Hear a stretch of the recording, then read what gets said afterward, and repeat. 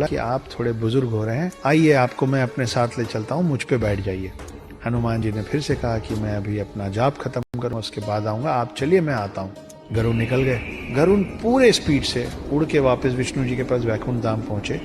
मगर वहां पहुंचकर देखते क्या है, वो देखते हैं कि ऑलरेडी हनुमान जी बैठे हुए हैं विष्णु जी के पांव के पास।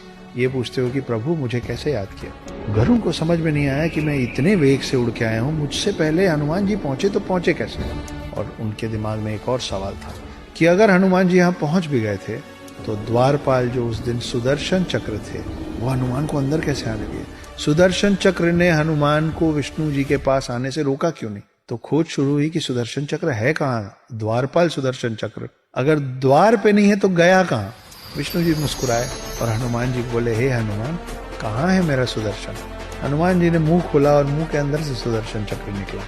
सुदर्शन चक्र को इस बात का अभिमान हो गया था कि उससे ताकतवर कोई अस्त्र शस्त्र नहीं है, और गरुड़ देव को इस बात का अभिमान हो गया था कि उनसे तेज कोई उड़ नहीं सकता। हनुमान जी ने एक ही सफर में इन दोनों की सारी गलतफहमी दूर कर दी थी।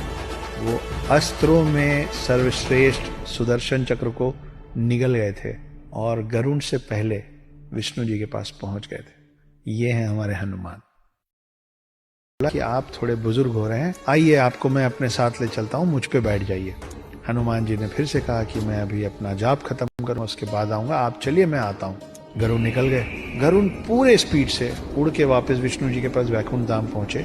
मगर वहां पहुंचकर देखते क्या है, वो देखते हैं कि ऑलरेडी हनुमान जी बैठे हुए हैं विष्णु जी के पांव के पास। ये पूछते हो कि प्रभु मुझे कैसे याद किया। गरुड़ को समझ में नहीं आया कि मैं इतने वेग से उड़ के आया हूँ, मुझसे पहले हनुमान जी पहुंचे तो पहुंचे कैसे।